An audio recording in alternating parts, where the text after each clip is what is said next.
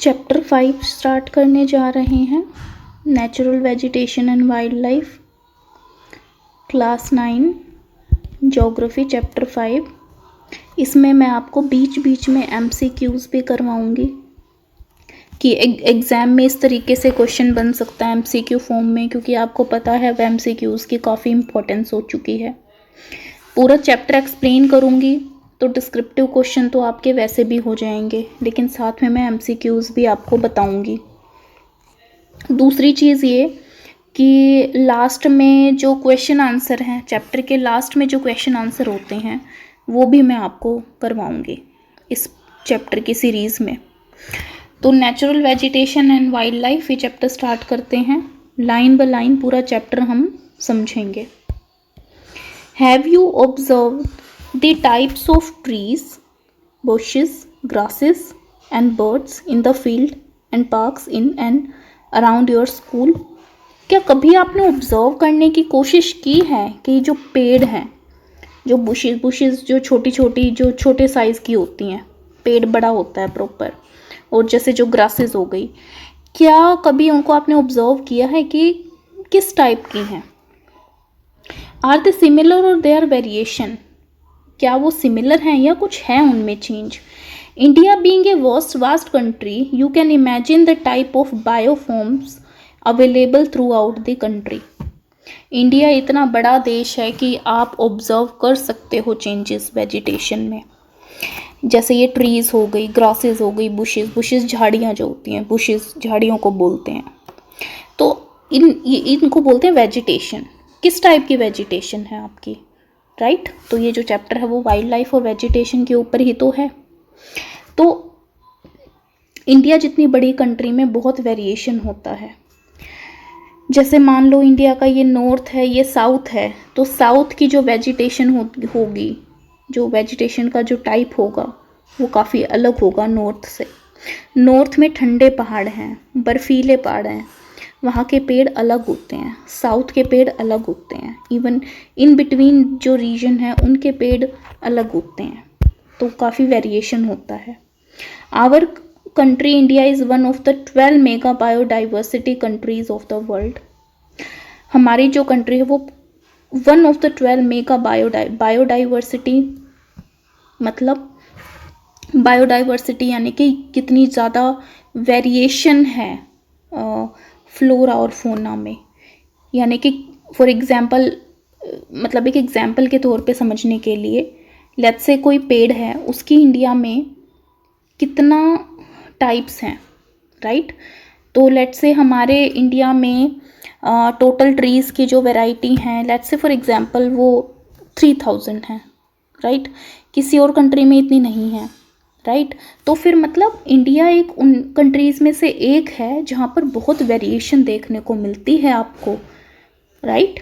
तो with about 47,000 plant species, तो India में कितनी 47,000 प्लांट की स्पीशीज़ हैं, बहुत होती हैं। 47,000 plant species. India occupies 10th place in the world and 4th in Asia in plant diversity. तो इतनी डाइवर्सिटी है प्लांट्स की। तो आपसे MCQ में पूछेंगे कि कितनी प्लांट स्पीशीज़ हैं, तो अबाउट 47,000, राइट? पहला पॉइंट। दूसरा पॉइंट, 10th प्लेस ऑक्यूपाई करता है कहाँ पर? वर्ल्ड में। तीसरी चीज़, 4th प्लेस किस में है? एशिया में। किसकी फॉर्म में है ये? बायोडाइवर्सिटी में, प्लांट की बायोडाइवर्सिटी, प्लांट कि वर्ल्ड में 10th प्लेस पे है और एशिया में 4th प्लेस पे। इतनी बायोडाइवर्सिटी है इंडिया के अंदर। There are about 15,000 flowering plants in India which account for 6% in the world's total number of flowering plants. ठीक है, तो 15,000 जो है वो क्या है? फ्लावरिंग प्लांट है इंडिया में। तो ये क्या है? पूरे वर्ल्ड का क्या है? ये 6% है। The country has many non-flowering plants. Non-flowering plants भी हैं such as ferns, algae and fungi. तो आपसे MCQ में पूछ लेंगे इसी में से क्वेश्चन बना के कि जो फंजाई है, इज़ दैट, सबसे पहली बात तो इज़ दैट प्लांट और नॉट? यस, ये प्लांट है। और दूसरा कि क्या ये एक फ्लावरिंग प्लांट है या नॉन फ्लावरिंग प्लांट है, ये एक नॉन फ्लावरिंग प्लांट है। तो ये छोटी छोटी चीज़ें हैं, आपको याद रखनी है। उसके बाद India also has approximately 90,000 species of animals. Plants की कितनी थी? 47,000। फ्लावरिंग प्लांट्स की कितनी थी? 15,000। ये तो स्पीशीज हो गई, ये टोटल नंबर हो गया कि फ्लावरिंग प्लांट, ठीक है। तो अब इसमें क्या हो जाएगा, लाइक स्पीशीज के वे में इतना, राइट। उसके बाद एनिमल्स में कितना? 90,000 plants, flowering plants and animals की इतनी हमारे यहाँ पर क्या है? Variety, species, as well as a rich variety of fish in its fresh and marine waters. तो इसके साथ साथ हमारे यहाँ पे क्या है? फिश की भी काफ़ी क्या है? Varieties. Natural vegetation refers to a plant community which has grown naturally without human aid. तो नेचुरल वेजिटेशन वो मानी जाएगी किसी भी प्लांट कम्युनिटी की जो बिना किसी इंसान के हेल्प के नेचुरली अपने आप आ गई, and has been left undisturbed by humans for a long time. तो नेचुरल वेजिटेशन का मतलब ये नहीं है कि मान लो एक मेन हाईवे है, मेन हाईवे पे गवर्नमेंट की अथॉरिटीज ने भाई ऑर्डर डाले हैं और कि वहाँ पर इतने प्लांट आपको एक साल में लगाने हैं, तो वो जो हमारे थ्रू हमने इंटेंशनली जो खुद से प्लांट लगाए हैं इस किसी एरिया में, वो नेचुरल वेजिटेशन का हिस्सा नहीं है।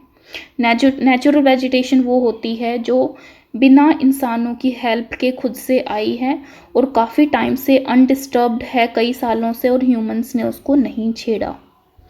This is term as virgin vegetation, इसको वर्जिन वेजिटेशन बोलते हैं। दस कल्टिवेटेड क्रॉप्स एंड फ्रूट्स, तो जो हम ये जो कल्टीवेट करते हैं फसलों को, फ्रूट्स को, बाग बगीचों, farm part of vegetation but not vegetation. Vegetation ज़रूर है लेकिन ये नेचुरल वेजिटेशन नहीं है। तो जो फसल हम उगाते हैं, बगीचे, बाग बगीचे, फ्रूट हम लगाते हैं, ये नेचुरल वेजिटेशन का हिस्सा नहीं है। अब ये यहाँ पे डू यू नो में क्या दिया है? The virgin vegetation which are purely Indian are known as endemic और indigenous species, but those which have come from outside India is termed as exotic plants. तो एक होते हैं एंडेमिक, और एंडेमिक कह लो या फिर इंडिजीनस बोल लो। इसका मतलब होता है वो वेजिटेशन जो हमारे देश में है, हमारी कंट्री में है, खुद से उगी है। मेन चीज़ ह्यूमंस की हेल्प से नहीं, वो बाय डिफ़ॉल्ट बाय नेचर खुद से ही हमारे देश में वो उगी है और काफ़ी सालों से इंसानों ने उसके साथ छेड़खानी नहीं की है। तो उसको हम क्या बोलेंगे? एंडेमिक और इंडिजीनस। और सेम चीज़ कोई नेचुरल वेजिटेशन अपने आप से किसी कहीं और उगी थी लेकिन वो इंडिया में आई है, तो उसको क्या बोलते हैं? Exotic plant. Which have come from outside India are terms as exotic plant. तो एक्सोटिक, ठीक है, endemic within India, exotic बाहर की थी, इंडिया में बाद में आई है, तो ये एक्सोटिक, ठीक है। तो ये छोटी छोटी चीज़ें एमसीक्यू फॉर्म में आपसे पूछी जा सकती हैं कि व्हाट आर इंडिजीनस प्लांट्स और या फिर what are exotic plants. The term flora is used to denote plants of a particular region or period. For example, flora का मतलब होता है प्लांट्स, राइट। फ्लोरा का मतलब होता है प्लांट्स। तो अगर आपसे पूछें कि नॉर्थ का जो फ्लोरा है वो साउथ का फ्लोरा से अलग होता है, तो फ्लोरा मतलब plants. Similarly the species of animals are refer to as fauna. तो फ्लोरा का मतलब अगर प्लांट्स है तो फोना का मतलब क्या है? एनिमल्स। एनिमल्स, फोना का मतलब है animals. This huge diversity in flora and fauna kingdom is due to the following factor. तो ये जो हम डाइवर्सिटी देखते हैं फ्लोरा और फोना में, वो किसकी वजह से है? फ्लोरा में और फोना में, फ्लोरा और फोना सॉरी फ्लोरा, माय मिस्टेक। तो ये फ्लोरा और फोना में जो हम डाइवर्सिटी देखते हैं वो कैसे है कि कहीं का फ्लोरा कैसा है, कहीं के पेड़ थोड़े अलग हैं, कहीं तो दूसरी जगह के थोड़े अलग होते हैं। एनिमल्स भी नॉर्थ के पहाड़ों के एनिमल्स अलग होते हैं, साउथ के एनिमल्स थोड़े अलग होते हैं। तो उनके रीजंस बताओ। तो पहला जो है रिलीफ रीजन, रिलीफ से मतलब होता है टोपोग्राफी, यानी कि एरिया देखने में कैसा है, पहाड़ी इलाका है या समतल इलाका है या टापू है, कैसा है। तो ये रिलीफ के अंडर आते हैं। तो उसमें आता है सबसे पहले land. Land affects the natural vegetation directly and indirectly. Do you expect the same type of vegetation in mountain, plateau, plain area और in dry and wet region. तो ये क्या कह रहे हैं कि क्या तुम्हें लगता है कि माउंटेन की, प्लेट्यू की, प्लेन एरिया की जो और जो ड्राई और वेट जो जगह है वहाँ की वेजिटेशन सेम होगी? नहीं होगी भाई। वेट एरिया की वेजिटेशन मतलब पेड़ पौधे अलग होंगे, ड्राई एरिया के अलग होंगे। ड्राई एरियाज में कैक्टस होते हैं, वेट एरिया में कैक्टस नहीं होते, तो अलग होती हैं हर एक जगह की vegetation. The nature of land influences the type of vegetation, यानी कि हमारा जो लैंड कैसा है वो उसको इन्फ्लुएंस करता है obviously. The fertile level is generally,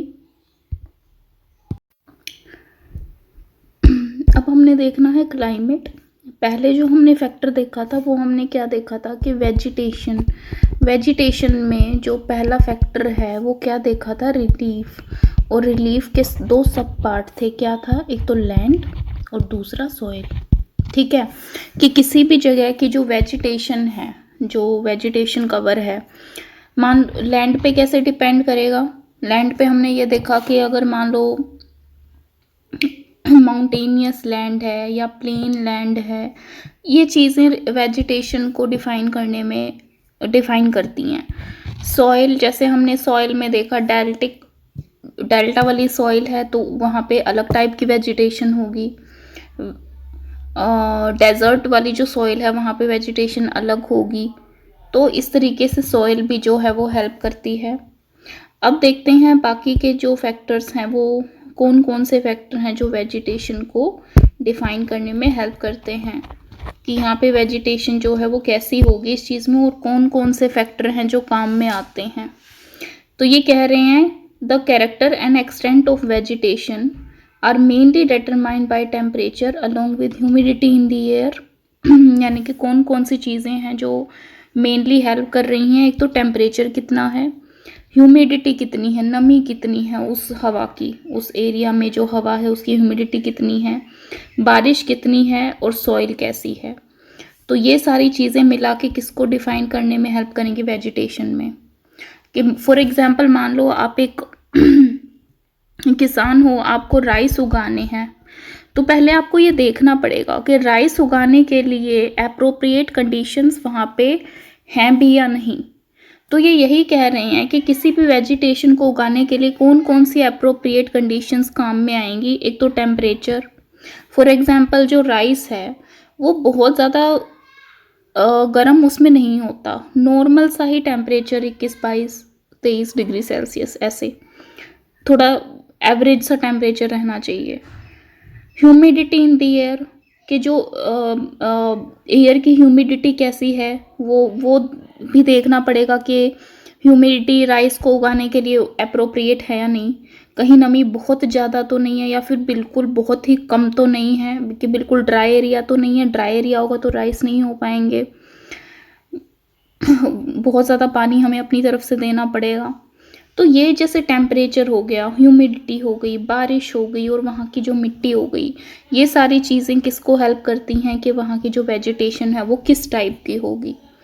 जैसे मान लो जो डेजर्ट की जो वेजिटेशन है, डेजर्ट की, रेगिस्तान की जो वेजिटेशन है वो कैसी होती है? थोड़नी होती है, कांटेदार होती है ज़्यादा। तो वहाँ की जो सॉइल होती है वो थोड़ी सी कैसी होती है? सॉइल में पानी की कमी होती है, ठीक है, और प्रेसिपिटेशन, बारिश वहाँ पर कम होती है, ह्यूमिडिटी कम होती है, टेम्परेचर बहुत ज़्यादा होता है। ये सारी चीज़ें डेजर्ट टाइप की वेजिटेशन को बढ़ावा देती हैं। तो ये सारी चीज़ें बताती हैं कि वहाँ का वेजिटेशन कैसा होगा। On the slope of Himalayas and the hills of peninsula above the height of 915 metre, the fall in temperature affect the type of vegetation and its growth. अब हिमालयाज के ऊपर मतलब थोड़ा हिली एरिया पे जाओगे, या जो पेनिनसुला है ये इंडिया का साउदर्न टिप है, तो ये वाला जो एरिया होते हैं ये पेनिनसुला में आता है।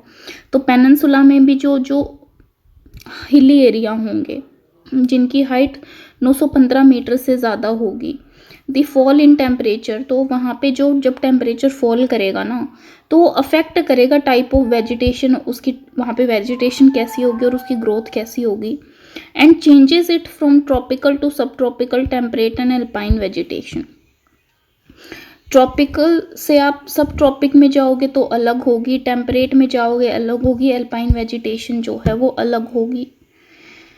जैसे मान लो कि ये इंडिया का नॉर्थ है, ये इंडिया का साउथ है, यहाँ पे 915 मीटर पे जो वेजिटेशन होगी वो अलग टाइप की होगी, और यहाँ पे 915 मीटर पे जो वेजिटेशन होगी वो अलग होगी। उसका रीज़न ये है क्योंकि हिमालयाज पे जो 915 मीटर जो चला जाएगा वहाँ पे, जैसे मान लो अगर बर्फ़ का एरिया आ गया, ठीक है, तो वहाँ की वेजिटेशन अलग होगी। लेकिन अगर पेनिनसुला में साउथ में 915 मीटर पे कोई हिल है तो वहाँ पे बर्फ़ नहीं है चांस, तो फिर इसीलिए वहाँ की वेजिटेशन अलग होगी, इंस्पाइट ऑफ द फैक्ट वो सेम ऊंचाई पे है। लेकिन ऊंचाई से भी तो अकेला फ़र्क नहीं पड़ता, वो कौन से लैटिट्यूड पे है वो चीज़ भी तो मायने रखती है। अब देखो, मान लो ये अर्थ है, ये इक्वेटर है, जो अर्थ के बिल्कुल बीच में से जो पास करती है लाइन उसको इक्वेटर बोलते हैं। और ये ट्रॉपिक्स होते हैं, ये सब ट्रॉपिक होते हैं, ट्रॉपिक के आसपास वाले सब ट्रॉपिक हो जाएंगे, ठीक है, पोलार ऊपर आ जाता है। तो अब अगर मान लो कोई पेड़ यहाँ पोलार एरिया पे 915 पर है जस्ट फॉर एग्जांपल, और इक्वेटर पे 915 मीटर पे है, तो क्या उस वेजिटेशन की या वो जो ट्री होगा क्या वो सेम टाइप के होंगे? नहीं, अलग होंगे। तो वो यही कह रहे हैं कि types of vegetation its growth changes its from tropical to sub tropical, temperate and alpine vegetation. Temperate यहाँ आके आता है, टेम्परेट एरिया, मतलब ये ओवरऑल अर्थ के कंटेक्स्ट के बारे में मैं आपको बता रही हूँ, राइट। ये छोटी छोटी चीज़ें आपको ध्यान में रखनी है, ये आपसे MCQ फॉर्म में पूछी जा सकती हैं। अब यहाँ पर ये इन्होंने वेजिटेशन जोन एक चार्ट के थ्रू, थोड़ा सा चार्ट के थ्रू देख लो और पॉइंट अच्छे से समझ आ जाएगा। नीचे क्या लिखा हुआ है, एनवायरनमेंट एटलास ऑफ इंडिया जून 2001 का है ये जो डाटा है, सेंट्रल पोल्यूशन कंट्रोल बोर्ड, और ये किसकी तरफ से आया है? Central pollution control board Delhi. अब ये वेजिटेशन जोन बता रहे हैं कि ट्रॉपिक्स की वेजिटेशन कैसी है, सब ट्रॉपिकल की वेजिटेशन जोन कैसी है, टेम्परेट की कैसी है और अल्पाइन की कैसी है। अल्पाइन और ज़्यादा ठंडा, यानी कि mean annual average temperature, alpine जहाँ पे मीन एनुअल एवरेज जो टेम्परेचर है वो 60 डिग्री से भी कम होता है। टेम्परेट में 7 से 17 डिग्री के बीच में होता है, सब ट्रॉपिक में 17 से 24 डिग्री के बीच में होता है, और ट्रॉपिकल में अबाव 24 डिग्री सेल्सियस, यानी कि इन तीनों के कंपेयर में जो गर्म एरिया होता है वो ट्रॉपिकल है। ये मीन टेम्परेचर है। अब यहाँ पे ये जो ट्रॉपिकल जो एरिया होता है वहाँ पे फ्रोस्ट फ्री होता है, बर्फ़ नहीं जमी होती। ट्रॉपिक्स में फ्रोस्ट इज़ रेयर, कभी कभी जमती है। टेम्परेट में फ्रोस्ट सम स्नो भी होती है, फ्रोस्ट भी होती है। अल्पाइन में सिर्फ स्नो पाई जाती है। तो ये थोड़ा सा आपको आइडिया लग जाएगा कि जो अल्पाइन है वो एरिया कैसा होगा, टेम्परेट कैसा होगा, सब ट्रॉपिक कैसा होगा, ट्रॉपिकल कैसा होगा। कि अगर मान लो अल्पाइन है, वहाँ पे टेम्परेचर बिलो 7 डिग्री सेल्सियस होता है, मीन एनुअल जो एवरेज टेम्परेचर है, तो सोचो वहाँ पे और हमेशा स्नो रहती है, बर्फ़ रहती है, तो वहाँ की वेजिटेशन अलग होगी। तो ये जोन्स में इनको डिवाइड किया गया है। तो वेजिटेशन में पहली चीज़ हमने क्या देख ली? पहली चीज़ हमने रिलीफ फीचर देखे थे कि रिलीफ कैसे वेजिटेशन को हेल्प करता है, कौन से टाइप के रिलीफ में कैसी वेजिटेशन होगी। दूसरी चीज़ हमने देखी टेम्परेचर, कि जहाँ का टेम्परेचर जैसा होगा वो चीज़ भी डिफाइन करती है वेजिटेशन को। अब तीसरी चीज़ हम देख रहे हैं क्या? Photo period. अब ये जो रिलीफ था इसमें दो सब कैटेगरीज थी जिसमें हमने लैंड और सॉइल देखा था, ठीक है। अब फोटो पीरियड यानी कि सनलाइट, यानी कि अब हमें पता है कि वेजिटेशन जो होती है जो ग्रो करती है उसमें सनलाइट, वो सनलाइट पे काफ़ी हद तक डिपेंड होती है। The variation in duration of sunlight at different places is due to difference in latitude, altitude, season and duration of the day. यानी कि लैटिट्यूड यानी कि ये मान लो अर्थ है, ये इक्वेटर है, इक्वेटर ये पूरी अर्थ को अलग अलग लैटिट्यूड्स में डिवाइड किया गया है। इस वाले लैटिट्यूड पे सनरेज ज़्यादा डायरेक्ट पड़ेंगी और ज़्यादा इंटेंस होंगी, इस वाले पे थोड़ी सी कम, इस पे थोड़ी कम, इस पे थोड़ी कम और इस पे बिल्कुल बहुत ही कम, ठीक है। तो जो लैटिट्यूड होता है तो variation in duration of sunlight, तो लैटिट्यूड भी बताएगा कि वहाँ पे सनलाइट का क्या हिसाब किताब है, एल्टीट्यूड भी बताएगा वहाँ पे सनलाइट का क्या हिसाब किताब है, सीजन्स भी बताएंगे। मान लो विंटर सीजन है उसमें sunlight variation duration of sunlight very करती है। जैसे सर्दियों में क्या होता है, सर्दियों में दिन छोटे होते हैं, रात लंबी होती है, तो यानी कि ड्यूरेशन ऑफ सनलाइट कम हुई ना, एंड ड्यूरेशन ऑफ डे, तो मतलब ये जो सीज़न हो गए, ड्यूरेशन ऑफ डे हो गया, डे लंबा होगा सनलाइट ज़्यादा मिलेगी, डे छोटा होगा सनलाइट कम मिलेगी। तो ये जो सारी चीज़ें हैं ये क्या हैं, सनलाइट जो है वो इनके अकॉर्डिंग चलता है। मतलब लैटिट्यूड अगर थोड़े से, अगर कोई इक्वेटर पे है तो उसको ज़्यादा सनलाइट मिलेगी। So due to longer duration of sunlight tree grows faster in summer. तो समर में कि अगर आपको, अब समर में मैंने कहा ना कि समर में दिन लंबे, सर्दियों में तो दिन छोटे होते हैं, रातें लंबी होती हैं, और समर में दिन जो होते हैं वो बड़े होते हैं। दिन बड़े मतलब ज़्यादा उनको सनलाइट मिल रही है, तो जो ट्रीज़ हैं उनको ज़्यादा ग्रो होने का मौका मिल रहा है। Why are the southern slopes in Himalayan region covered with thick vegetation cover as compared to the northern slope of the same hill। अब ये क्या कह रहे हैं, साउदर्न स्लोप्स इन हिमालयन। अब जैसे मान लो ये हिमालय है, राइट, ये इनका साउदर्न स्लोप्स हैं। तो अब ये जो साउदर्न स्लोप्स हैं ये जो है वो थिकली कवर्ड है वेजिटेशन से एज कम्पेयर टू जो नॉर्दर्न है, क्योंकि यहाँ पे जो है उनको डायरेक्ट सनलाइट मिल रही होती है।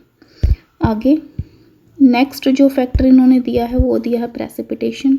तो पहला फैक्टर वेजिटेशन को ग्रो करने के लिए इस वाले टॉपिक में हमने क्या देखा था, टेम्परेचर, यानी कि जो टेम्परेचर है वो भी डिफाइन करेगा कि वेजिटेशन कैसी होगी। दूसरा फैक्टर हमने देखा सनलाइट, यानी कि सनलाइट जितनी ज़्यादा मिलेगी वेजिटेशन उतनी ज़्यादा होगी। तीसरा फैक्टर है प्रेसिपिटेशन, यानी कि बारिश। Precipitation in India, almost the entire rainfall is brought by the advancing southwest monsoon June to September में जो आती है।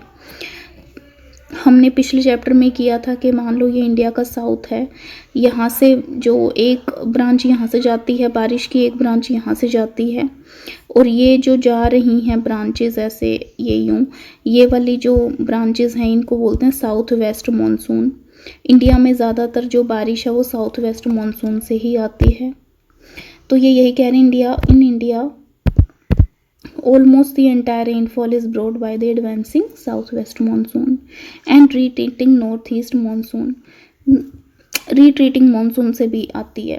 Areas of heavy rainfall have more dense vegetation as compare to areas of less rainfall. जहाँ पे ज़्यादा बारिश वहाँ पे ज़्यादा पेड़, जहाँ पे कम बारिश वहाँ पे कम पेड़, यानी कि वेजिटेशन में नेक्स्ट फैक्टर हो गया आपका प्रेसिपिटेशन।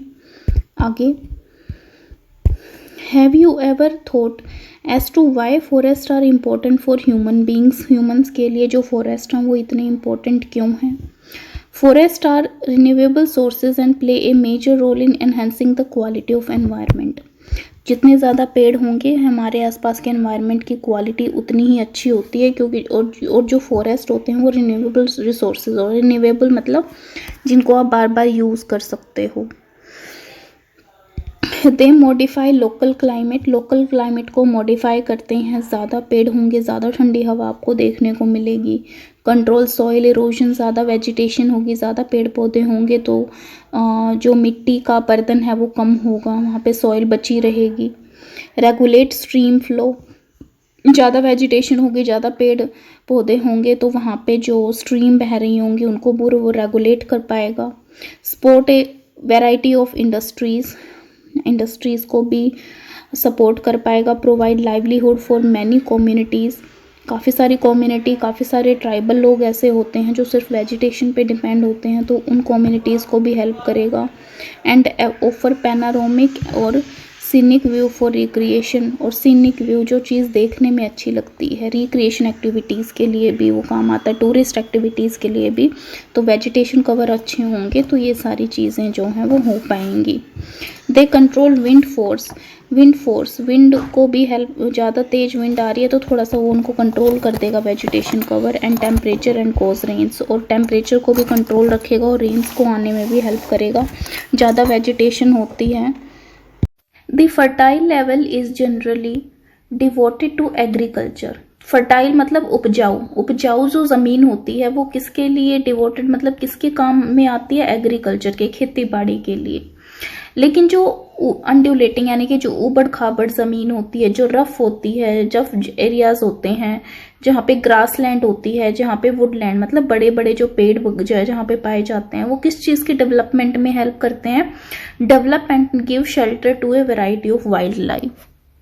तो वेराइटी ऑफ वाइल्ड लाइफ मतलब आप समझ रहे हो कि भाई जो ये जानवर वगैरह होते हैं, एनिमल्स होते हैं, इनके उसमें हेल्प करती है। ठीक है, तो जो फर्टाइल लैंड है उसने एग्रीकल्चर को हेल्प किया, और बाकी जो ये अंडुलेटिंग लैंड थी और जो रफ टेरेन्स थे, जो वुड लैंड थे, उन्होंने डिफरेंट वाइल्ड लाइफ को डेवलप करने में हेल्प किया। अगला जो फैक्टर है वो हमारा है सॉइल, मिट्टी। The soils also very over space, very करती है अलग अलग जगह पे।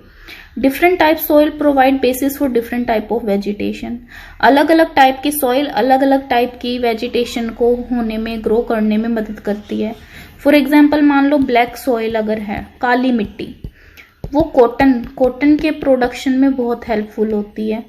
तो यही कह रहे हैं कि डिफरेंट टाइप्स ऑफ वेजिटेशन, तो different type of soil provide basis for different type of vegetation. The sandy soil of the desert support cactus, यानी कि जो सैंडी सॉइल होती है डेजर्ट में वो किसको सपोर्ट करती है, किसको ग्रो होने में, कैक्टस को। एंड थॉर्नी बुशेस, थोड़ी कांटेदार जो झाड़ियां होती हैं वो भी सैंडी सॉइल में उगती हैं।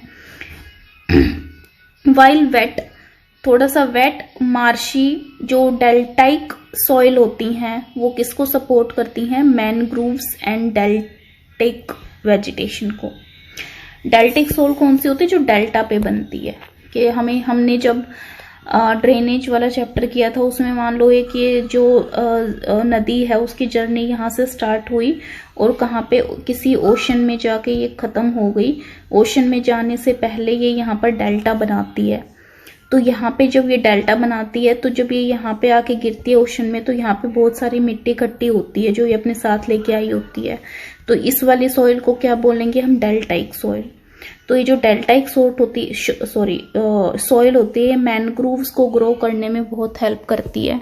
मैनग्रूव्स वे पेड़ होते हैं जो डेल्टा रीजन में जो है वो ग्रो कर सकते हैं, क्योंकि जो डेल्टा रीजन वाली जो मिट्टी होती है वो बहुत सॉल्टी होती है, क्योंकि वहां पे समुद्र का भी पानी होता है। तो वहां पर जो सॉल्टी ट्री होते हैं, वेजिटेशन होती है, तो वो मैनग्रोव कैटेगरी की होती है।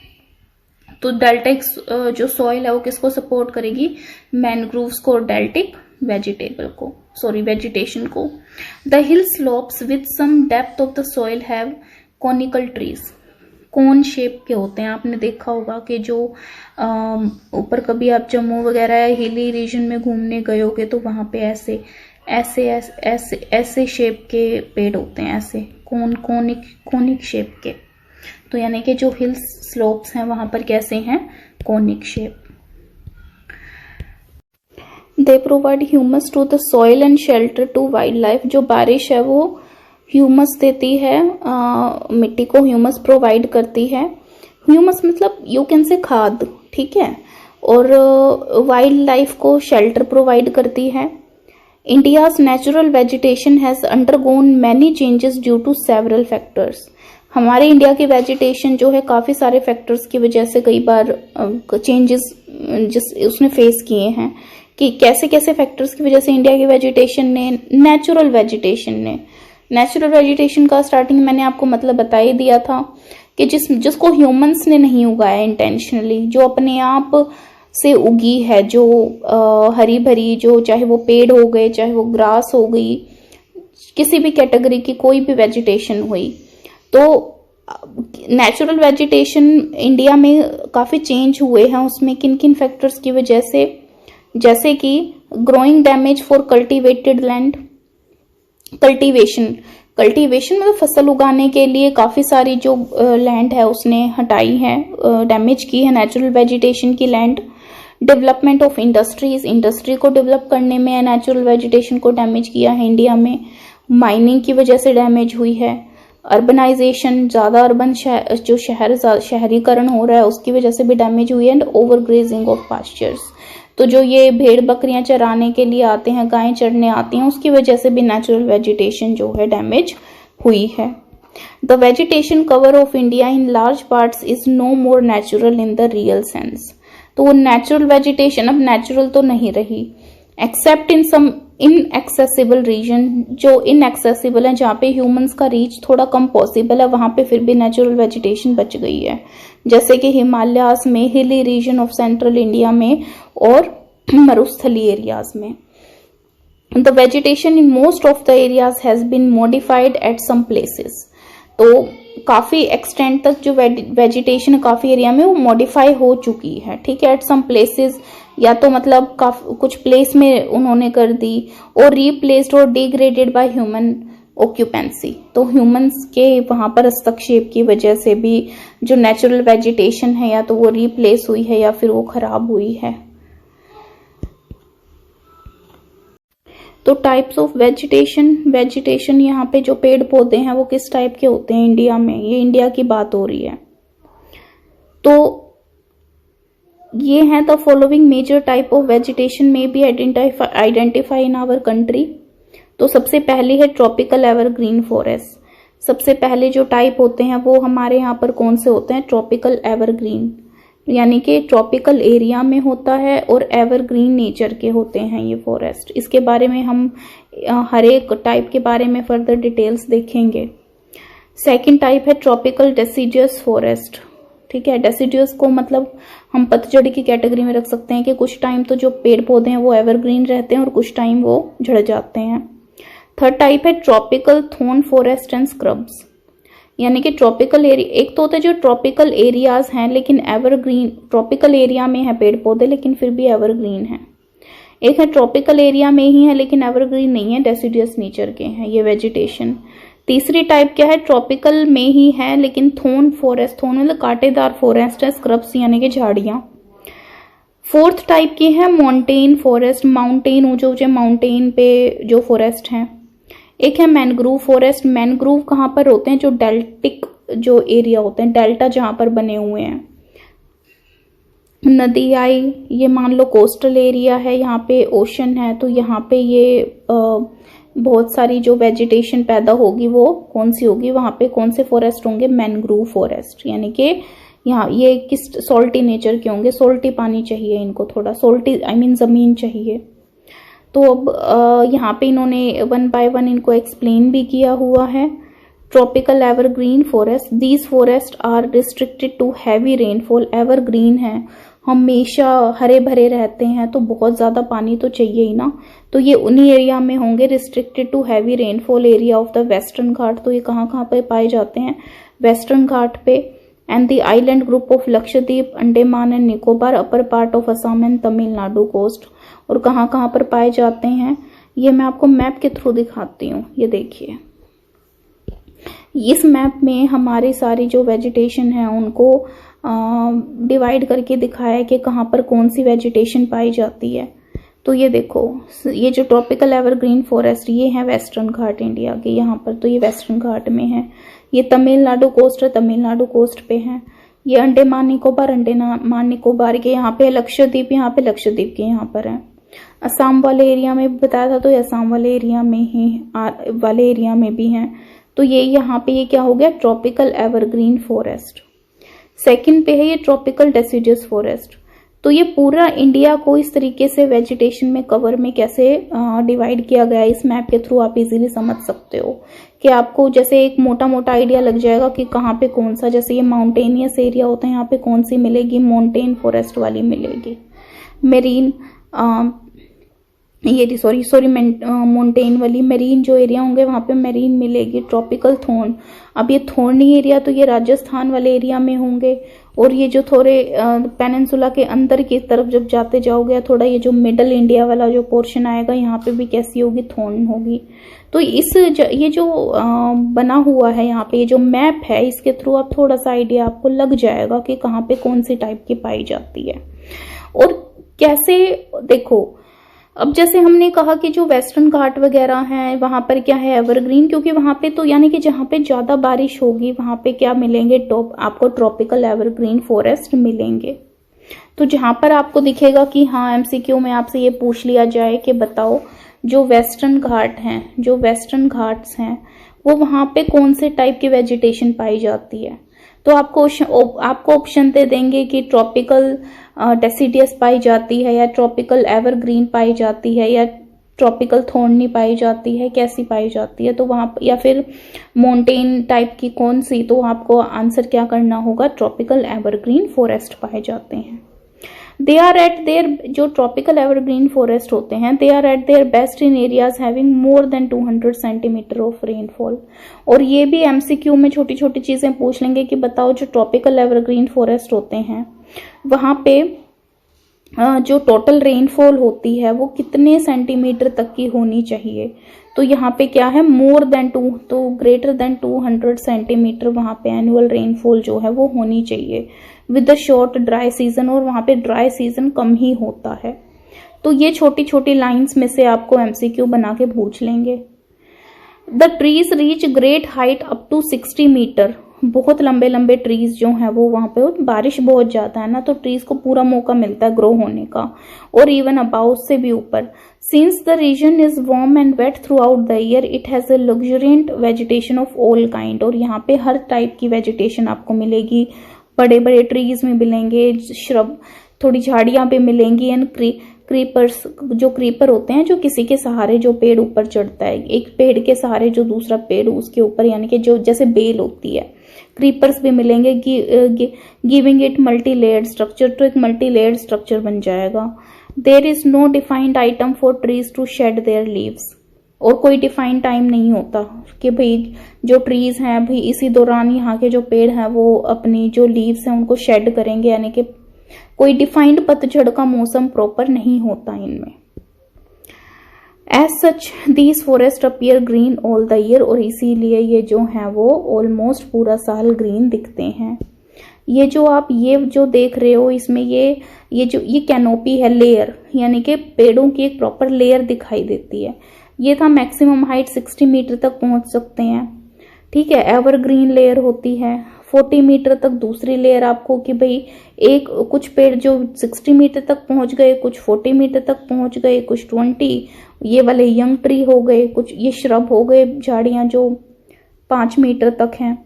तो प्रॉपर आपको एक लेयर दिखेगी पेड़ों की, प्रॉपर यहाँ पे आपको क्या दिखेगी, लेयर दिखेगी। Some of the commercially important trees of this forest are, तो अब देखो ये भी पूछ लेंगे आपसे एमसीक्यू में, इबोनी, महागनी, रोजवुड, रबड़ और सिंचोना, इनके जो पेड़ हैं वो कौन से फॉरेस्ट एरिया में पाए जाते हैं, कौन सी वेजिटेशन टाइप के हैं ये। तो ये ट्रॉपिकल एवरग्रीन है या ये ट्रॉपिकल डेसिडियस हैं, ये कौन सी कैटेगरी के हैं।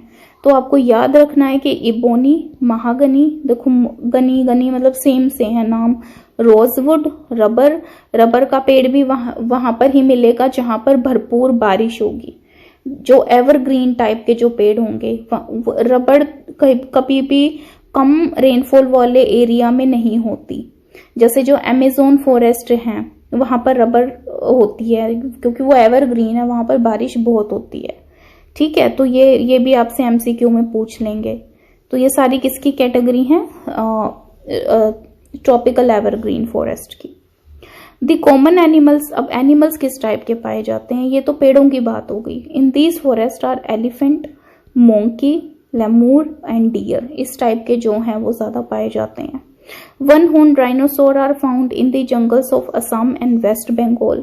तो आपसे ये भी एमसीक्यू में पूछ लेंगे कि वन हॉर्न डायनासोर इंडिया में कहाँ पर पाए जाते हैं मेनली, तो वो हैं Assam and West Bengal. Besides these animals plenty of birds, bats, sloth, scorpions and snails are also find in these jungles.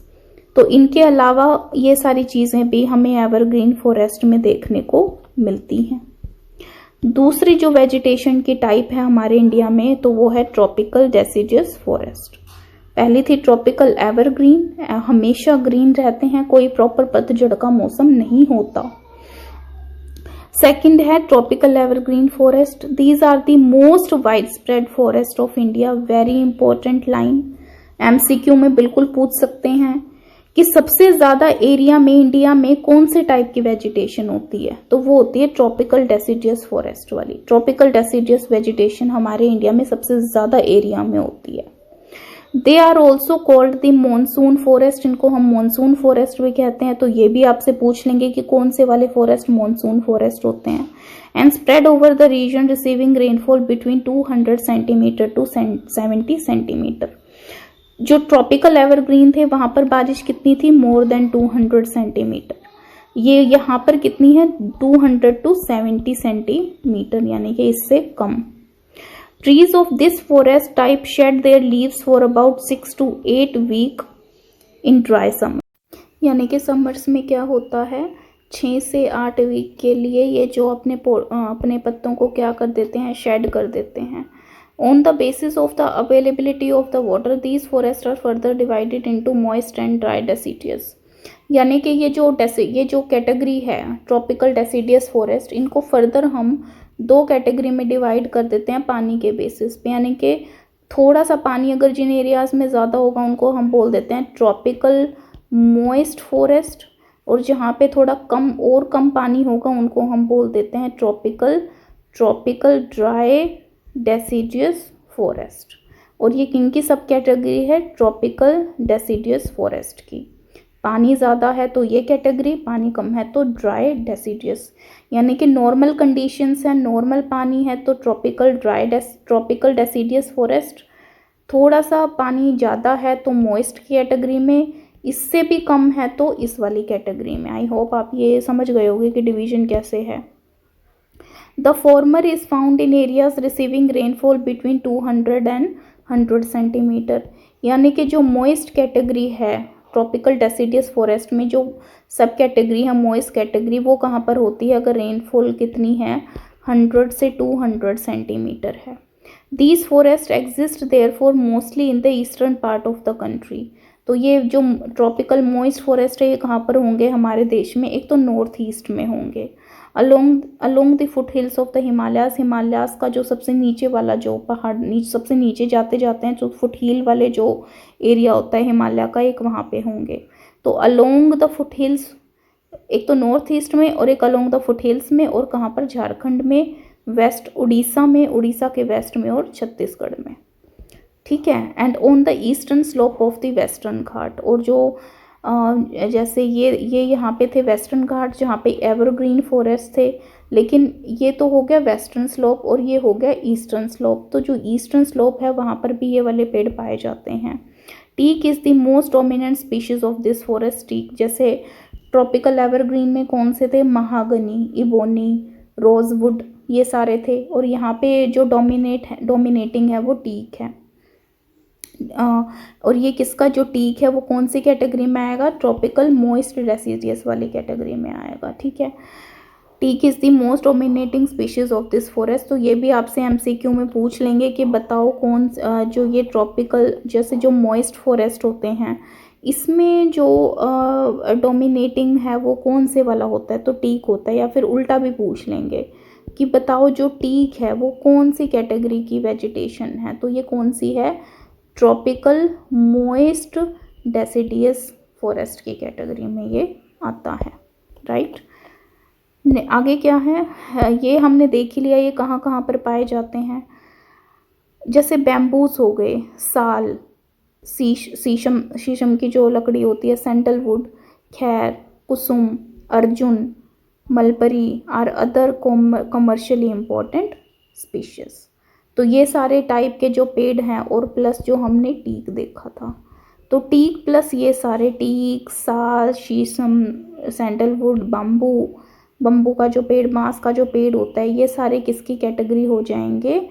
Tropical moist deciduous forest की कैटेगरी में ये आ जाएंगे। और सबसे डोमिनेटिंग कौन सा है? टीक। तो ये छोटे छोटे जो पॉइंट हैं वो आपको याद रखने हैं। आगे dry deciduous. The dry deciduous forest are found in, एक तो हो गया मोइस्ट डेसिडियस, एक है ड्राई डेसिडियस। मोइस्ट डेसिडियस की कंडीशन ड्राई डेसिडियस में पानी को कम मिला एरियाज़ को, इसीलिए वहाँ पे ड्राई डेसिडियस फॉरेस्ट हुए। तो यानी कि अगर मोइस्ट डेसिडियस में 100 से 200 सेंटीमीटर की रेनफॉल थी, तो यहाँ पे क्या होगी? 70 से 100 के बीच की। ठीक है, तो यहाँ पे जो है रेनफॉल कम होगी। In areas having rainfall between 100 centimetre and 70 centimetre, these forests are found in rainier part of the Peninsula Plateau and the plains of Bihar, Uttar Pradesh. जो मोइस्ट वाले हमने पढ़े थे, मोइस्ट डेसिडियस, वो कहाँ पर थे? एक तो हिमालयाज की फुटहिल पर, एक नॉर्थ ईस्ट रीजन में, कुछ पार्ट छत्तीसगढ़ के थे, कुछ पार्ट उड़ीसा के थे। ठीक है, यहाँ पर सारे ये मिले थे। तो और ये वाले हमने कहाँ पर देखे कि अंदर के जो एरियाज़ हैं कुछ वहाँ पर हैं बिहार के, कुछ हैं, कुछ यूपी के एरिया हैं, तो वहाँ पर ड्राई डेसिडियस है। There are open stretches in which teak, sal, peepal and neem grow. तो इनकी कैटेगरी में कौन से हो गए? जैसे टीक हो गया, साल हो गया, पीपल हो गया, नीम हो गया। तो अगर नीम आपसे पूछ लें कि कौन से टाइप का पेड़ है, तो ड्राई डेसिडियस है, मोइस्ट डेसिडियस है, डेसिडियस है, एवरग्रीन है, कैसा है? तो नीम किस में आएगा? ड्राई डेसिडियस में आएगा। राइट। आगे a large part of this region has been cleared for cultivation and some parts are used for grazing. तो ये जो ड्राई डेसिडियस फॉरेस्ट हैं काफ़ी हद तक ह्यूमंस ने अपने यूज़ के लिए और जानवरों की ग्रेजिंग वगैरह के लिए, उनके चारे के लिए इनको यूज़ किया है और डैमेज किया है। In these forest the common animal found are, जैसे इन फॉरेस्ट में जो कॉमन एनिमल हैं वो कौन से पाए जाते हैं? जैसे लॉयन हो गया, टाइगर हो गया, पिग, डियर, एलिफेंट। देखो ये चीज़ें ना आपसे पूछी जाएंगी एमसीक्यू फॉर्म में कि जैसे लॉयन और टाइगर है वो कौन से टाइप की वेजिटेशन कवर के आसपास पाया जाता है? तो वो ड्राई डेसिडियस के आसपास पाया जाता है। A huge variety of birds, lizards, snakes and tortoise are also found here. जो थर्ड टाइप की वेजिटेशन है वो कौन सी है? The thorn forest and scrub. तो थर्ड टाइप की वेजिटेशन कौन सी है? Thorn and scrub. तो अब इसमें होता क्या है? देखो, in region with less than 30 centimetre of rainfall, जहाँ पर जो रेनफॉल है कितनी है? Less than 30 centimetre. जो हमने पहले टाइप की वेजिटेशन की थी उसका नाम क्या था? Tropical evergreen forest. वहाँ पर रेनफॉल कितनी थी? Greater than 200 centimetre. Right. Second type की जो वेजिटेशन की थी वो हमने की थी ट्रॉपिकल डेसिडियस फॉरेस्ट। वहाँ पर रेनफॉल कितनी थी? 70 to 200, यानी कि 70 से 100 के बीच वाली तो कौन सी थी? Dry deciduous. और 100 से 200 सेंटीमीटर के बीच की थी मोइस्ट डेसिडियस, यानी कि हैं दोनों डेसिडियस का ही पार्ट। तो ट्रॉपिकल डेसिडियस कितनी थी? 70 से 200। अब 70 से भी कम आ जाओ तो वो कौन सी हो जाएगी? The thorn forest and scrubs. तो in regions with less than 70 centimetre of rainfall, तो वो कौन से होते हैं? Thorn forest and scrubs. Scrubs का मतलब होता है झाड़ी और थॉर्नी मतलब जो कांटेदार। The natural vegetation consist of the thorny trees and bushes. ठीक है, तो ये बुशेस, झाड़ियां टाइप, इस टाइप की चीजें होती हैं यहाँ पर। This type of vegetation is found in the north western part of the country. North western part में मिलते हैं। ठीक है, in north western part of the country, north western जैसे नॉर्थ में कौन से आ गए? जैसे ये अपने जैसे राजस्थान हो गया, गुजरात हो गया, ये इवन देखो यहाँ पे दे भी दिया, including semi arid areas of Gujarat, semi arid मतलब अर्धशुष्क area of Gujarat, Rajasthan, Madhya Pradesh, Chhattisgarh, Uttar Pradesh and Haryana. तो इस टाइप इन जगहों पर क्या है, द थॉर्न फॉरेस्ट। अब ये देखो, ये चीजें ना याद रखने की होती हैं कि कौन कौन सी स्टेट में कौन से टाइप की वेजिटेशन कवर है, पहली चीज। दूसरी चीज, तो ये तो हो गई पहली चीज याद रखने की। दूसरी चीज क्या याद रखनी है कि कौन से टाइप की वेजिटेशन में, मतलब कौन सी ट्री की स्पीशीज कौन सी टाइप के वेजिटेशन की कैटेगरी में आती हैं।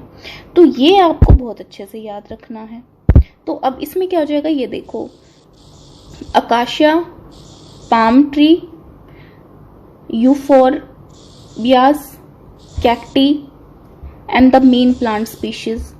तो ये किस में आएंगे, थॉर्न फॉरेस्ट में।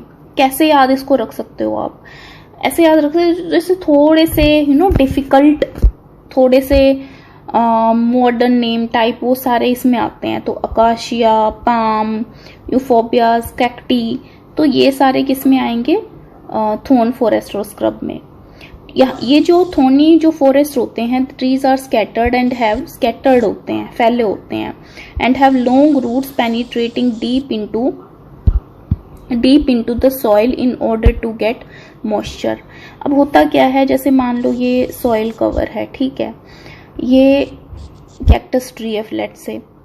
अब होगा क्या कि क्योंकि इन ऊपर हवा में तो मॉइस्चर कम है, तो इनको पानी की कमी है, तो ये डीप सॉइल में मॉइस्चर की तलाश में दूर दूर तक इनकी जड़ें जो हैं वो फैली होती हैं पानी की तलाश में। तो trees are scattered and have long roots penetrating deep into soil in order to get moisture. The stems are succulent to conserve water. और इनकी जो स्टेम होती हैं, इनकी जो स्टेम्स होती हैं वो क्या होती हैं, मतलब थोड़ी जूसी होती हैं। वो अपने अंदर वाटर को कंजर्व रखने की कोशिश करते हैं, क्योंकि उन्हें पता है शुष्क एरिया में हो तुम, पानी की कमी वाले एरिया में हो, तो अगर तुम्हें पानी की पूर्ति करते रहनी है पेड़ के अंदर, तो स्टेम्स में इनको अपना भर के रखना पड़ता है। Leaves are normally thick and small to minimise evaporation. क्यों? क्योंकि मान लो कोई लीव जितना बड़ा होगा और जितना पतला होगा, उसके अंदर जो इवेपोरेशन है, जो पानी है ऊपर, उतना ही ज़्यादा हवा में इवेपोरेट होएगा। लेकिन अगर कोई लीव छोटे साइज़ का है, ऊपर से मोटा भी है, तो उसमें क्या होगा, उसके ऊपर जो वाटर है वो कम जाएगा। ठीक है, तो इसीलिए इनकी जो लीव्स होती हैं, थॉर्नी फॉरेस्ट की जो लीव्स होती हैं वो कैसी होती हैं, थिक होती हैं और स्मॉल होती हैं टू मिनिमाइज इवेपोरेशन। तो आपसे पूछ लेंगे कि ये एमसीक्यू में पूछ लेंगे कि जो थॉर्नी फॉरेस्ट के जो लीव्स होते हैं वो कैसे होते हैं, तो 4 ऑप्शन दे देंगे। These forest give way to thorn forest and scrubs in arid areas. In these forest the common animals are, common animal कौन से हैं, रैट्स होते हैं, माइस होते हैं। अब अभी तक इससे पहले जो भी हमने फॉरेस्ट पढ़े थे टाइप्स ऑफ, जैसे सबसे पहले हमने कौन सा देखा था, ट्रॉपिकल एवरग्रीन फॉरेस्ट देखा, फिर हमने ट्रॉपिकल डेसिडियस फॉरेस्ट देखा जिसमें 2 सब टाइप थे। तो स्मॉल एनिमल्स हमने अभी तक नहीं देखे थे प्रॉपर, लेकिन जब ये 3rd टाइप शुरू हुई थॉर्नी फॉरेस्ट की, तो प्रॉपर छोटे साइज़ के एनिमल्स भी हमें देखने को मिल रहे हैं, जैसे rat, mice, rabbit, fox, wolf, tiger and lion obviously there, and wild ass horses and camels obviously there. अब देखो, जैसे ये है ट्रॉपिकल डेसिडियस फॉरेस्ट, ठीक है। अब एक प्रॉपर एक जैसे पतझड़ का एक टाइम पीरियड आता है यहाँ पर, राइट, और लेकिन फिर भी थोड़े से थिकली हैं, मतलब जो पेड़ हैं थोड़े बड़े हैं साइज़ में, और छोटी टाइप की, यानी कि जो हमने देखो ट्रॉपिकल एवरग्रीन जो फॉरेस्ट देखे थे हमने, उसमें प्रॉपर कैनोपी थी, पहले छोटे, फिर उससे बड़े, फिर ऐसे इस करके पूरी एक लेयर बन रही थी। इसमें ऐसी कोई लेयर नहीं है। इसमें क्या है, बीच वाली लेयर्स सारी गायब हैं। जैसे ट्रॉपिकल एवरग्रीन में तो हर स्टेप पे लेयर थी, इसमें नहीं है। इसमें या तो सबसे छोटी है या थोड़े से लंबे हैं, राइट। ये छोटी छोटी चीज़ें ना आपको ये देख लेनी चाहिए, क्योंकि एमसीक्यू फॉर्म में ना इस वे में ही पूछ लेते हैं, ठीक है। अब नेक्स्ट जो टाइप आ जाती है वेजिटेशन की वो आ जाती है मोंटेन फॉरेस्ट। माउंटेन से मतलब है इनका कि माउंटेन एरियाज में जो मिलेंगे। तो in mountain area the decrease in temperature with increasing altitude leads to the corresponding change in natural vegetation। यानी कि जैसे ही माउंटेन आया तो जो एल्टीट्यूड है वो, ये कम एल्टीट्यूड पे है चीज़, ये ज़्यादा एल्टीट्यूड पे है, तो ज़्यादा एल्टीट्यूड पे जैसे आप जाते गए तो टेम्परेचर में डिक्रीज़ होता गया, तो वेजिटेशन भी चेंज होती गई। As such there is succession of natural vegetation belts in the same order as we see from tropical to tundra region. ये क्या कह रहे हैं कि जैसे मान लो ये काफ़ी ऊंचा एक लॉफ्टी पहाड़ है, इस ऊंचाई पे जो पेड़ होंगे वो अलग स्पीशीज़ के होंगे, अलग टाइप के होंगे। इस यहाँ पर जो पेड़ होंगे अलग होंगे, यहाँ पर जो पेड़ होंगे वो थोड़े से ट्रॉपिकल टाइप के होंगे, ट्रॉपिक्स टाइप के, जैसे मान लो एवरग्रीन टाइप के।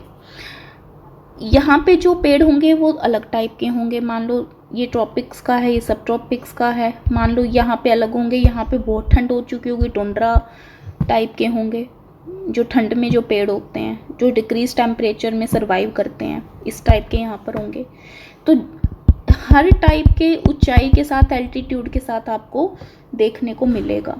तो यही कह रहे हैं कि there is a succession of natural vegetation belts in the same order as we see from tropical to tundra region।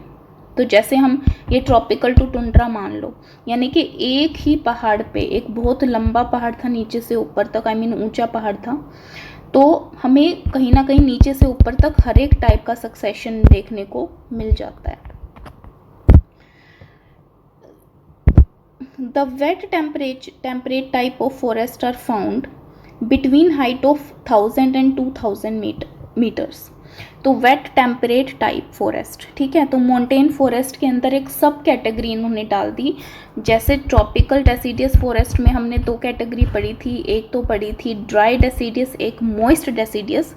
ऐसे ही मोंटेन फॉरेस्ट की एक सब कैटेगरी हमने क्या पढ़ दी, वेट टेम्परेट टाइप, ठीक है।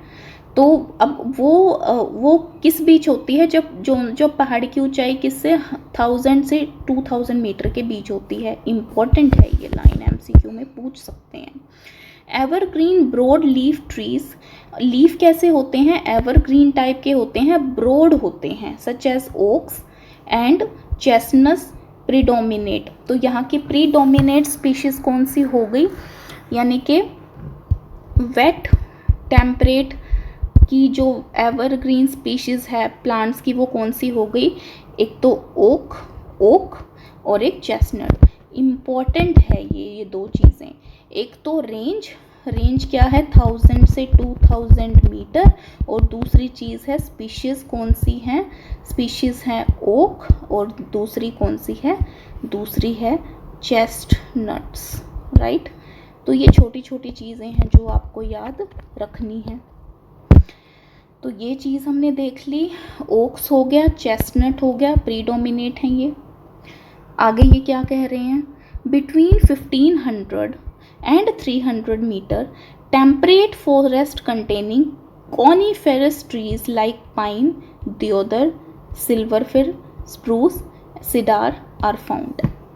यानी कि 1000 से 2000 मीटर में हमें कौन सा पेड़ ज़्यादा, डोमिनेटिंग स्पीशीज़ जो थी वो कौन सी थी, एक तो थी ओक और दूसरी कौन सी थी, चेस्टनट, ठीक है। फिर इससे मतलब थोड़ा कम रेंज की, यानी कि 1500 से, ठीक है, 2000 मीटर, यानी कि इससे और यहाँ से और आगे चले जाओ, यानी कि मान लो ये 1000 है, 1500 है, फिर 2000 है, फिर 2500 है, सॉरी ये 2500 है, फिर 3000 है। तो यहाँ से यहाँ तक तो कौन से हुए, ओक और चेस्टनट, और यहाँ से यहाँ तक कौन से हो गए, ये वाले सारे, जैसे कॉनीफेरस ट्रीज, पाइन, देवदार, सिल्वरफिर, इस टाइप के। तो ये याद रखने आपको कि 1500-3000 मीटर में जो टेम्परेट फॉरेस्ट आएंगे, ठीक है। अब देखो जो मोंटेन टाइप हमने की, मोंटेन जो फॉरेस्ट किए, ये अभी तक पहला इन्होंने कहा कौन से होते हैं, वेट टेम्परेट फॉरेस्ट। दूसरी कैटेगरी कौन सी की, simple temperate forest. Wet temperate forest कितना बताया, 1000 से 2000 मीटर। ये टेम्परेट कितना बताया, 1500 से 3000 मीटर, 3000 मीटर। इसमें कौन से बताए, ओक और चेस्टनट। इसमें कौन से बताए, pine, coniferous, Deodar, silverfish, spruce, cedar. ये याद रखने हैं आपने। सिल्वर ऐसे याद करके थोड़ा सा एक कैसे याद रहे एग्जाम्स में, मान लो पूछ लें कि भाई कौन से हैं बताओ, माउंटेन टाइप में कौन कौन से पेड़ आते हैं, तो कुछ तो थोड़े बहुत तो 5-6 तो दिमाग में रहने चाहिए ना। तो coniferous trees, pine, Deodar, silver, spruce, cedar, ये सारे आपको याद रखने हैं अच्छे से। आर फाउंड, इसको स्टार मार्क कर लेती हूँ। These forest cover mostly the southern slope of Himalayas, places having high altitude in southern and north east India. South and north places having high altitude in south and north east India. India का north है, India का south है, ठीक है।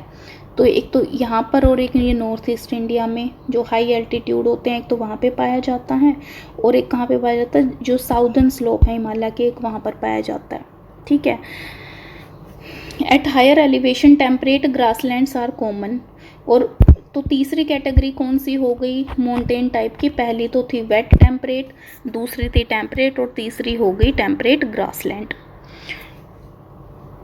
तो at higher elevation temperate grasslands are common at high altitude, generally more than 3600 meter above the sea level. Temperate forest and grassland give way to the alpine vegetation.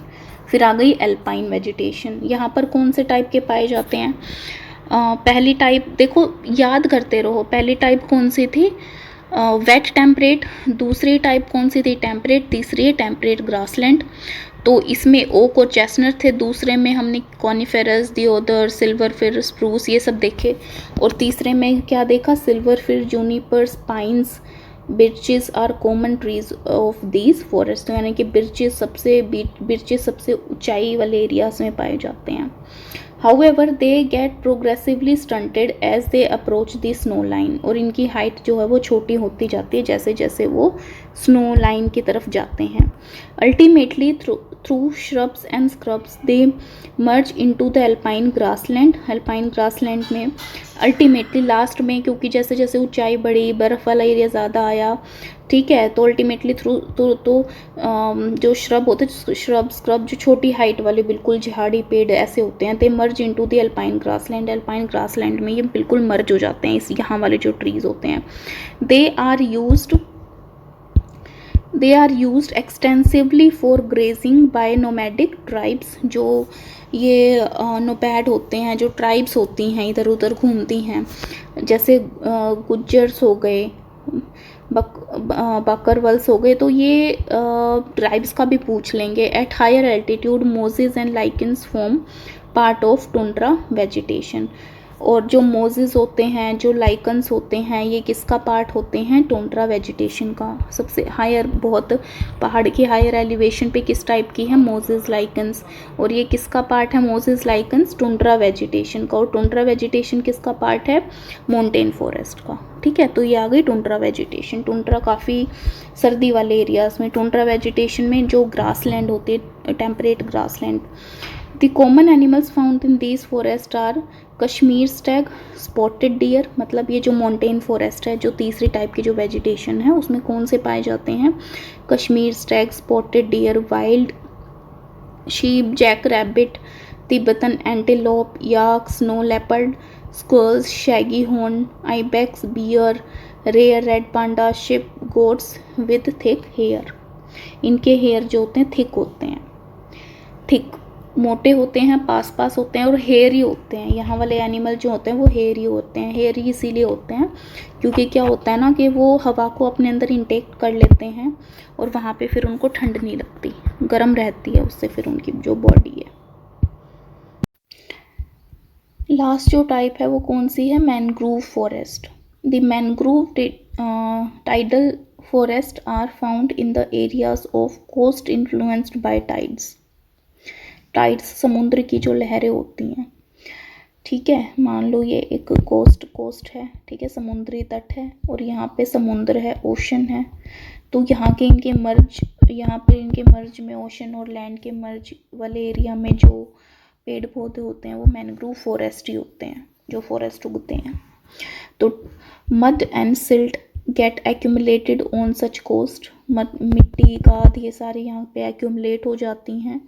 Dense mangroves are the common variety with roots of the plant submerged under water, ठीक है, dense जो mangrove होती है वो variety है इन वाले पेड़ की, यहाँ पर उगने वाले पेड़ की।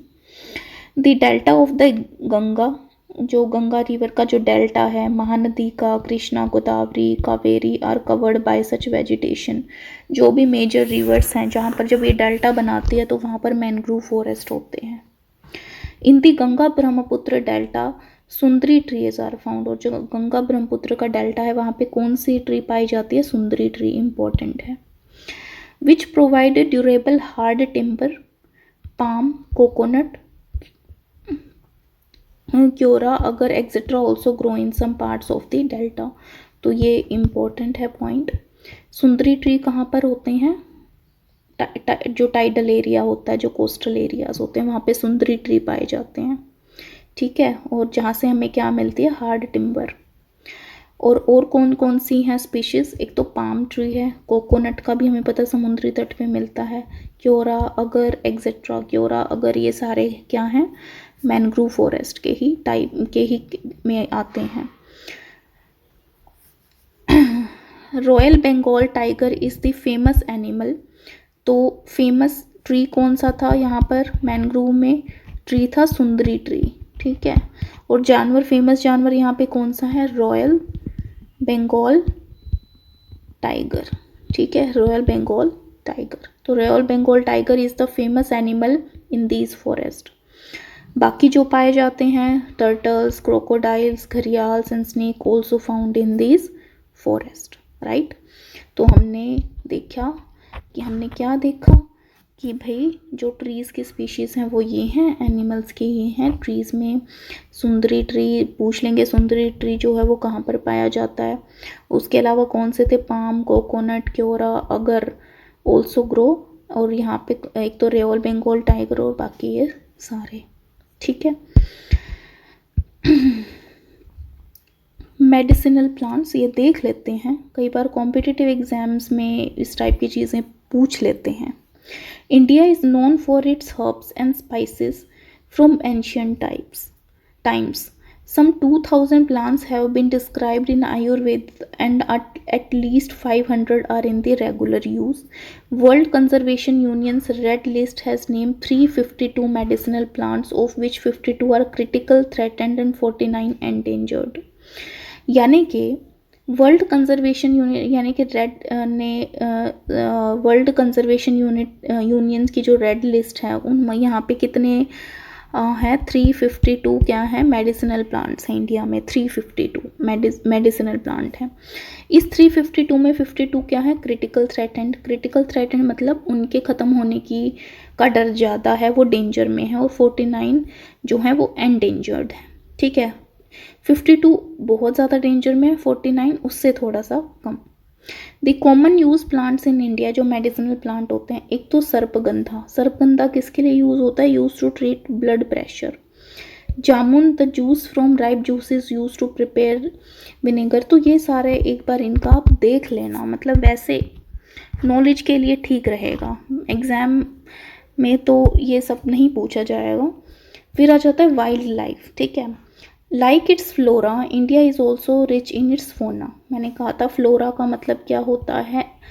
पेड़ पौधे, और फोना का मतलब होता है एनिमल्स, ठीक है।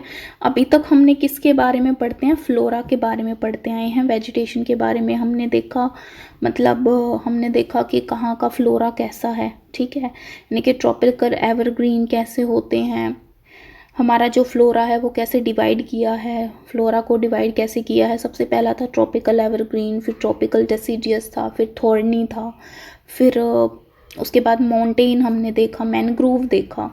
अब फौना के बारे में यानी कि एनिमल्स के बारे में देख लेते हैं। It has approximately 90,000 animal species. कितनी है? ऑलमोस्ट 90,000 एनिमल स्पीशीज हैं हमारे इंडिया में।